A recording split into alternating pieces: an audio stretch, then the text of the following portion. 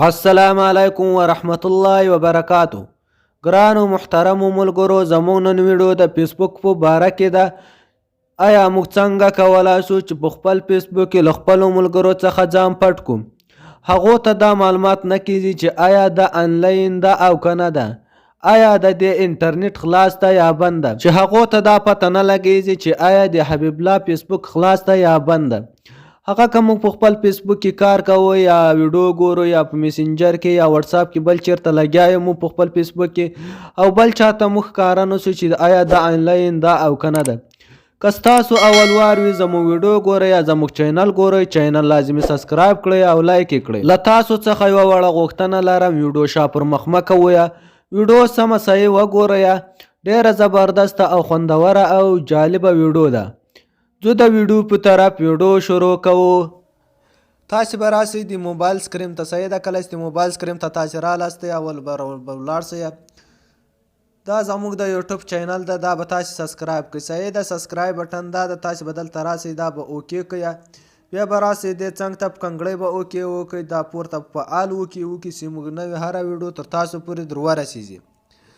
اوس موږ بیرته شاته راځو، ویډیو ته راځو. صحیح ده، اول وار به تاسې راسئ، تاسې سره هره کوم فیسبوک وي هغه فیسبوک ته به تاسې راسئ. زه راځم دې فیسبوک ته. صحیح ده، دا فیسبوک زه خلاصوم. داسې مې کله خلاص کړو، بیا به تاسې راسئ د سر دغو دریو نښو ته.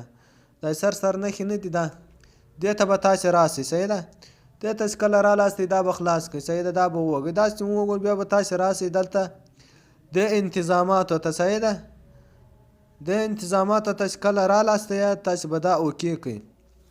داسې مو اوکې کړو، بیا به تاسې راسئ د سر انتظاماتو ته.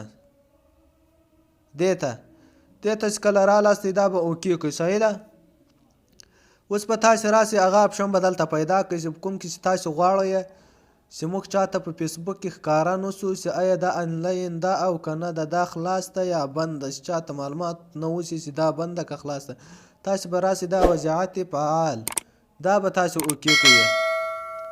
دا نه ده، دا هغه اپشن ده. صحیح ده، تاسې به راسئ دې اپشن ته، دا به اوکې کړئ. داسې مو اوکې کړو. دلته اوس پورته تاته لیکلي وقت آنلاین هستی نشان داده شده. تاسې په کوم وخت کې آنلاین سئ یا نیټ خلاص کړئ، خلکو ته تاسې ښکاره سئ او که نه سئ ښکاره. ای تاسې خپله خوښه، که تاسې یاستئ چې موږ د خلکو ته نه سو ښکاره چې مثال موږ نیټ ته ناست یو یا موږ فیسبوک ګورو یا واتساپ ګورو یا موږ په نیټ کې بل کار وي موږ هغه ګورو، مثال تاسې به راسئ دا به بند کړئ. صحیح ده، داسې مې کله بند کړو بیا به راسئ دا به نیکس کوئ. اوس تاسې نیټ چلوئ خلکو ته به نه ښکاري چې فیسبوک کې مخکې ما ویډیو جوړه کړې وه، هغه د میسنجر په باره کې وه. په میسنجر کې تاسې کته ویډیو کتلای شئ زما په چینل کې. هغلته به تاسې په میسنجر کې ځان ته سټینګ کوئ او په هغه کې به ځان ته کوئ په فیسبوک کې. هغه تاسې خپله خوښه ده چې دا بندوئ او که نه بندوئ. اوس زه بیرته شاته راځم. صحیح ده، ستاسې ته بیرته درخوام، تاسې به راسئ دا سر دا درې خطې به ووږئ، دلته به راسئ انتظاماتو ته.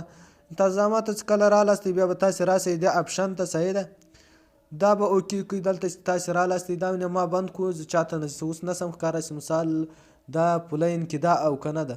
زه دا بیرته خلاصوم. صحیح ده، زه غواړم چې زه خلکو ته ښکاره شم چې زه په لاین کې یم. صحیح ده، دا ډیره زبردسته او خوندوره ویډیو وه. که ستاسو اول وار وي یا زموږ ویډیو ګورئ یا زموږ چینل ګورئ، چینل لازمي سبسکرایب کړئ او ملګرو لایک مه هېروئ. ویډیو ته یو لایک ورکوئ، په لایک باندې تاسې هیڅ هم نه کمیږي.